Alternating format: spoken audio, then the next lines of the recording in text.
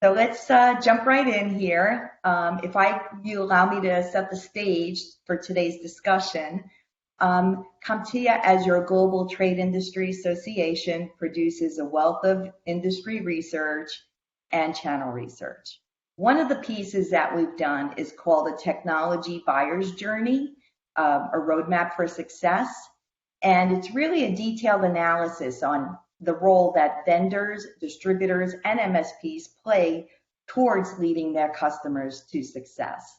So there are 17 steps to the success, which we will not go into today. But the one step we are going to chat about is the trends towards support, and that show the ongoing shift to more and more immediacy and its role in success, customer experience, and customer success. Just bear with me for a couple of takeaways from the survey, just quickly, and no surprise to many here. What's changed in today's buyer's journey?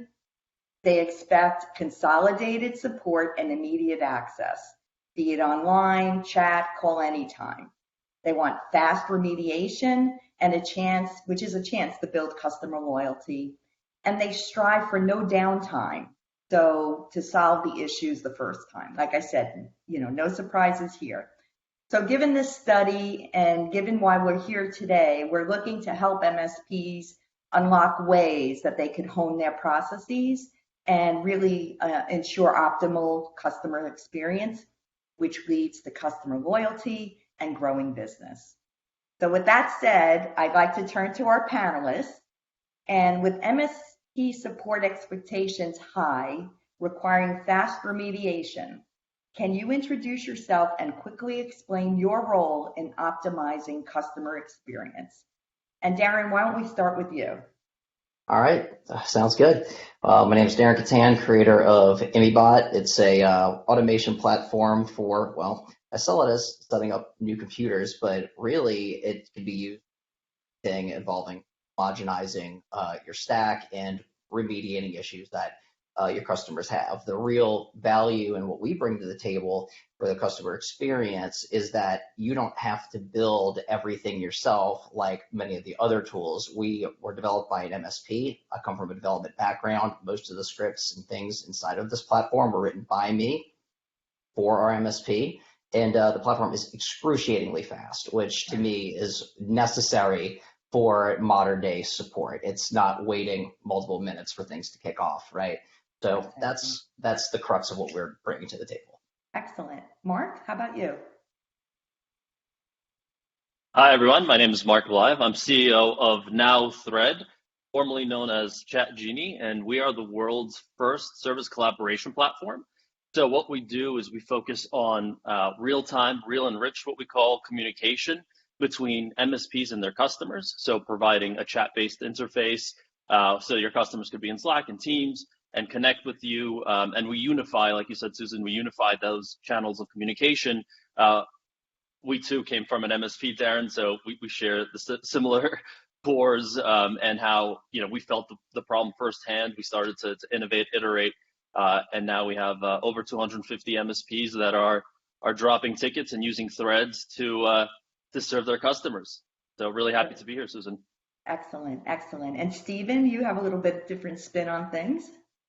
Yeah, hey, my name is Steve Spiegel. I come from Crewwho. We're a customer satisfaction and an employee recognition platform for MSPs. And we believe the key to optimizing high customer service delivery and great customer service delivery is by engaging your team and motivating your team to focus on those metrics that really matter to your customers.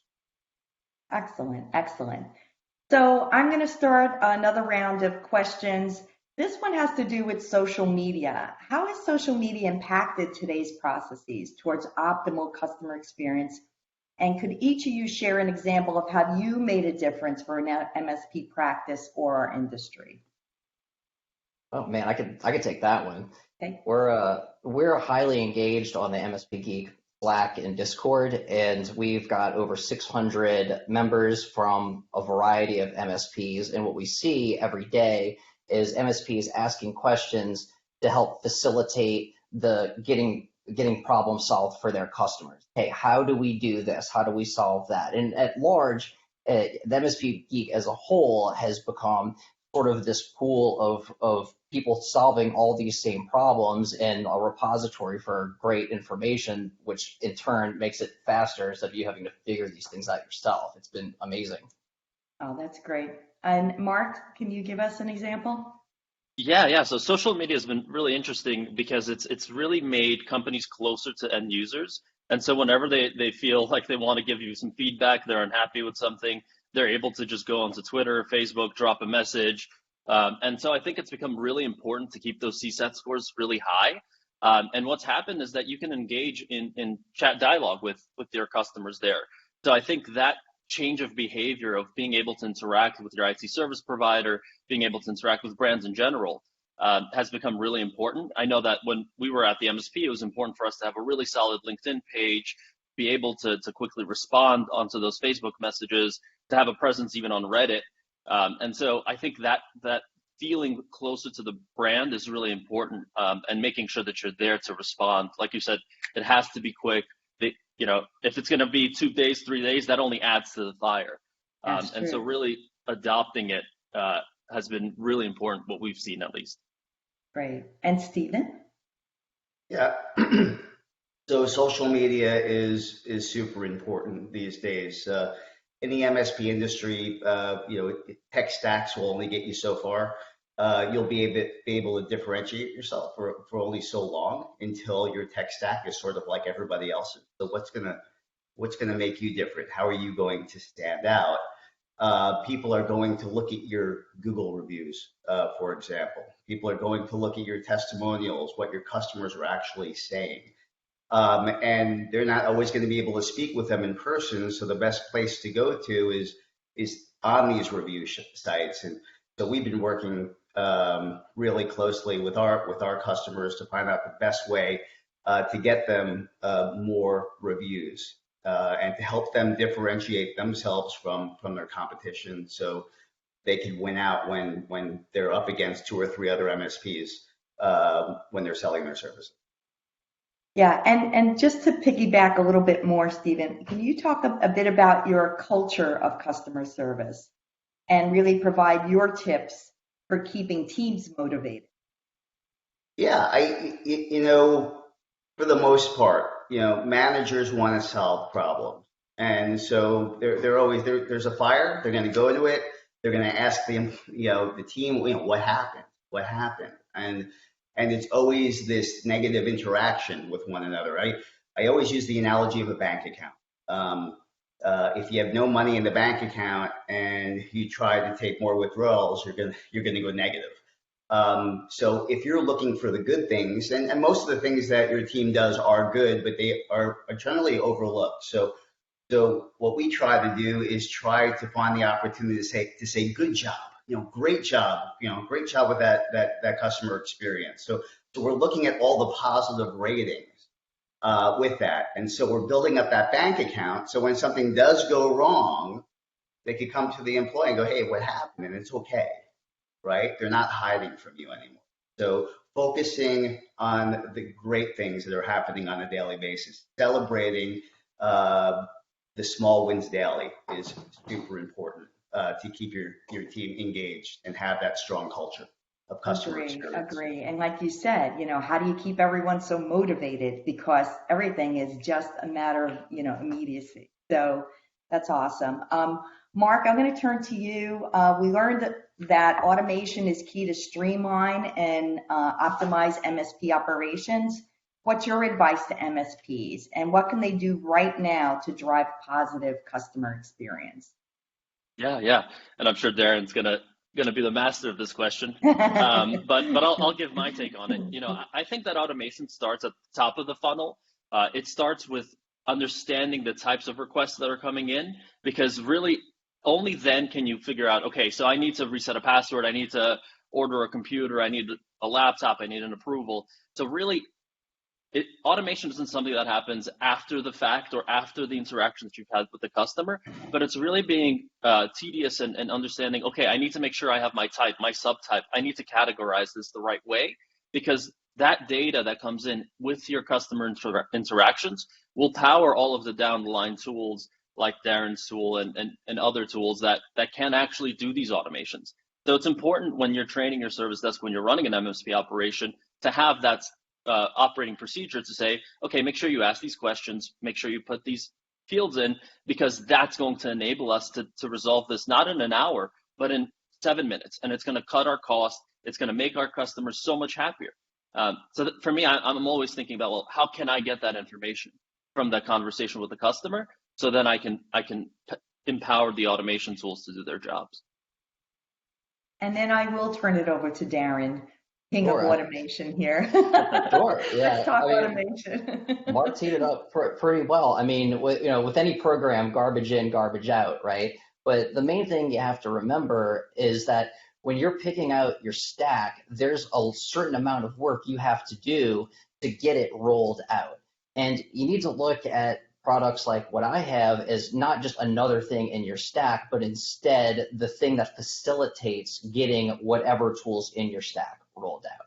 And if you want to talk about how it affects the end user, let's think about points that you have the opportunity to give first impressions. Maybe you just got a new customer and you're trying to roll out that new antivirus and you're trying to roll out whatever the security tool is in your stack. Well, if you haven't written the scripts to do it, or a script doesn't already exist in your automation platform, that's going to take time, right? Especially if you're just now adding this tool into your stack, you need it to get out to existing customers and they think they're expecting this. But there may be delays, and then maybe it's a new employee at a customer, right? Maybe you do collect all the information, but maybe it took too long to get the computer set up. Well, the first impression of the new employee is, well, man, this IT company sucks. They took forever to get me set up. I was sitting on my hands for 3 years, right? That's no good. So you need to realize that we're all doing the same work. And the reason I think our product is unique is that, well, we have all the automations for all of the popular tools, right? So if you need to get that next agent deployed, it's literally as simple as linking it to the agreement that says this customer is paying for this now, deliver it, and we handle it, right? No scripting involved. So anyway, it impacts when they're expecting those things to be out in their environment, or these new computers to be set up timely. I mean, that the clock's ticking, So Stephen, looking more at what you do and keeping people motivated, what are the tips? What's your best advice to MSPs today and some specific ideas of what they should do? Well, you guys were talking about automation. Just like anything else, people are busy in the MSP space, right? They can never find time to do everything they need to do. And if you want something done right, it needs to be done consistently. So if you set up a recognition program that's done 1 week and then it's not done the next, so it's not consistent, it's not gonna be a good program. So we try to put things in our system that automates that recognition, right? So whenever someone gets a positive rating on a ticket, they'll automatically get recognized and rewarded for that service, right? You guys talked about response time being one of the most important things out there for the customer. So we're able to track when someone gets a positive rating for response time, and then we're able to report on that, which is really great for people going out and giving presentations to their new prospective clients. So they'll go out to their clients and go, hey, what's the most important thing to you? And more often than not, they'll say, oh, response time. We're not getting the right response time that we need. We'll go, let me show you what we do and how we collect customer feedback and how we motivate our team to focus on the metrics that are important to you. Take a look at this score and take a look at this score on response time. And that helps them set themselves, their MSP, above the others in these sales processes. And it keeps the employees motivated at the same time.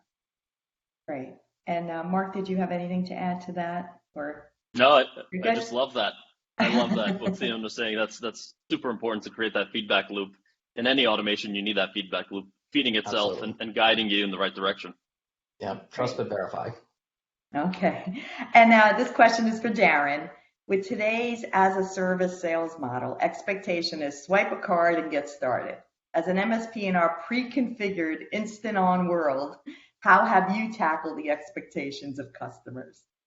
Oh, sure. Well, we have so many applications in our library now that as soon as a customer signs up for something new, it's basically ready to go. It's really an amazing thing to watch. I mean, I could take this from two perspectives. I could talk about all the line of business applications that exist inside of Immibot already, right? So, okay, customer says, oh yeah, I signed up for XYZ. I need this deployed. Okay, cool. Oh, look, Immibot's got it. And you can see on our site the hundreds of applications that we already have, above and beyond like the common ones that you would see. We're not just deploying Notepad++, right? We're talking about like QuickBooks and like SolidWorks and like, AutoCAD, stuff like that, right? And then when it comes to the MSPs that use the tool, you guys are rolling out your stack. Okay, well, I need to get, well, Threat Locker is here, right? Well, we could push your Threat Locker agent out faster than any other tool, right? So when it comes to, getting that immediate, like, your boss is saying, hey, I want this deployed out in our environment right now. Yeah, we're going to help you with that. Cool. Very cool. So I would like to change the topic a little bit and ask each of you, what resources do you use personally to engage and stay ahead of the curve with optimizing customer experience? So, where do you get your information? Where do you stay ahead? Mark, you want to start with that? Yeah. So kind of the way that I view it, right? We're in a B2B space, and B2B is it lags a little bit in the way that it adopts new philosophies, technologies, because it needs to be tested out. It needs to work very well because there's a lot of money at stake. And so what I find is that the progression of technologies and methodologies typically come from the consumer space first, and then you start seeing them appear on the business side. Like even if we go back to the social media example, it was first, following your friends on Facebook before it started to be about chatting with your businesses about, my sneakers are too small. So what I like to do is that I lean into those innovative consumer experiences, and you'll be sure to see that within 3 to 4 to 5 years. And then you look at the thought leaders. So Salesforce has a phenomenal blog. They talk a lot about customer experience. Zendesk has a great blog, and again, they're focused mostly on the B2C. Intercom as well, and so you see that then coming into our space. And if you've already been reading this, you can already start taking some of the things that they're doing and incorporating it. Like, how do I make nicer email templates, or how do I include a little pizza tracker like Domino's has when you order a pizza, because you'd love to see the pizza tracker of your service request, right? So that's kind of how I approach it and how I mine for innovation when it comes to that. Great. Stephen, do you want to tell us a little bit about what you use?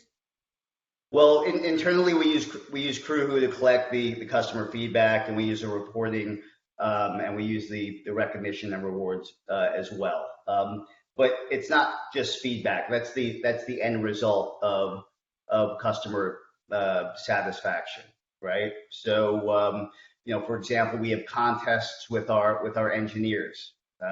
To see how we could improve the effort points, which is a measure we use for developers to get releases out faster, right?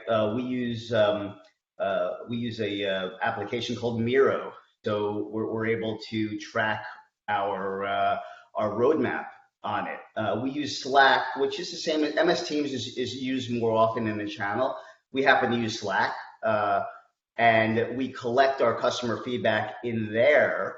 So when we're creating a roadmap, we're able to see what our customers really are looking for. So the last thing we use is this application called the User Guiding, which helps our clients onboard some of the things themselves, make it more self-service, right? So all in all, the customer experience, we use Crewwho to collect data, but we're also trying to figure out ways to make onboarding easier, to release different features that are really important to our customers, to really solve the issue. I think the most important thing is we don't look at, hey, we're going to release this feature. We use this concept called user stories, right? For example, as an MSP, the market's getting a lot more competitive, and I need a way to differentiate my MSP from the others. And that's a user story. So we put our heads together with our customers. How can we help our customers differentiate one another? And if we're able to, release something that helps this, that's customer experience. Awesome. That's a good answer. Darren, so what gets you excited? What resources do you use and where are you in tune? Oh man, well, I still operate an MSP, right? And the biggest thing is we join peer groups, right? And that helps. Just you get the other MSPs telling us what they're doing. We go to conferences, and then this all ties back to the first question about social media. We're on MSP Geek. We're directly engaged with our customers, and if they want something or they're saying, hey, look, we've got a lot of customers that are asking for this now. Boom, like, okay, let's go ahead and get that scripted out. Let's go ahead and add that, right? So we stay on top of it. That's primarily it. Those three sources. I stay in contact with my own customers for Emmybot, and then I'll go to peer groups and conventions. Thank you. So we have a few more minutes left, and so what I'd like to do is just ask you if now you're talking to MSPs right here today.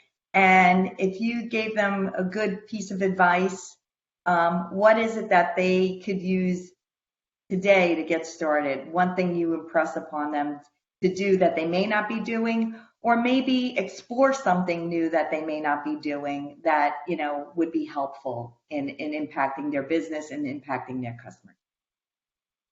Mark? Yeah, absolutely. And we've been thinking about this a lot. What we've created are the 4 pillars of service collaboration, kind of like what are the 4 most important concepts that we think MSPs should be thinking about right now in order to maximize their business. One thing that I really love is pods. I think pods are a phenomenal way to set up your team. It's great for your customer experience to have a dedicated group of people working on a finite number of customers. They learn the customers intimately. You get really great benefits and scale there. And so it's a really great way of running a profitable business. We think that co-managed is super important because it's always a shared responsibility. We think that swarming is much better than escalating. So don't just, pass the ticket around. And obviously, not to promote ourselves too heavily, but we do think that real-time chat is a more real and rich experience than phone and email. So we are seeing the adoption of that. So I would say any one of those 4 concepts is really important, and you can start on any one of them. I feel like real-time chat and pods is what I would recommend to MSPs looking to grow their business and get more profitable. Excellent, thank you. Darren? Well, in my world, advice is a bad word, but if there's one thing, I would say do the easy stuff right and stop reinventing the wheel, right? We're all solving the same problems. We're all responding to the same industry changes. If you're having trouble getting talent to do the automation you want, realize that you're probably going to end up paying that person to do the same thing as the MSP down the street. So let's get ahead of it, right? Let's stop buying buckets of Legos and let's start buying into solutions that are curated over the course of time in responding to the same changes that you are. Excellent. Okay, and Stephen, what advice would you give? I think the thing that I say the most, so I guess it's in my experience, is the most important thing for me is to celebrate the small wins daily. Don't wait until you have a big team meeting or a big end of year celebration. Every day, find something that your guys are doing and celebrate them for it. This is a hard industry. People aren't coming here to buy flowers. They're coming here to get things fixed or something's wrong. They can't, right now their hair is on fire, so they're not the nicest people all the time, even if they generally are. And if they didn't like what they were doing, they would not do this. So this could be a thankless job. So it's not so hard just to say thank you. and find those triggers that could help them. If it's a positive survey that comes in, recognize them and reward them for it. Everybody that I speak to in the industry, they have core values. They want, live the core values daily. Don't just have them written on the wall. Recognize your team members daily for the core values. Have contests, right? They always have motivated me throughout my career. Sales contests, service contests, whatever you can think of. Make it fun. Right? Make it fun. Excellent advice. Well, I guess we could begin to wrap up. We have, I think, 30 seconds left. I really enjoyed, thank you so much, each and every one of you, Mark, Darren, Stephen, for all of your insights. And, it is a tough world, and things are getting quicker and quicker, and the demands are getting greater. But all of you have really contributed to the industry better place. And so on behalf of CompTIA and Channel Program and everyone here, thank you so much today for all your advice, and I really appreciate it. Okay? Thank So you. Matt, Thanks so much, turn it Susan. back to you. Thanks. Thank you.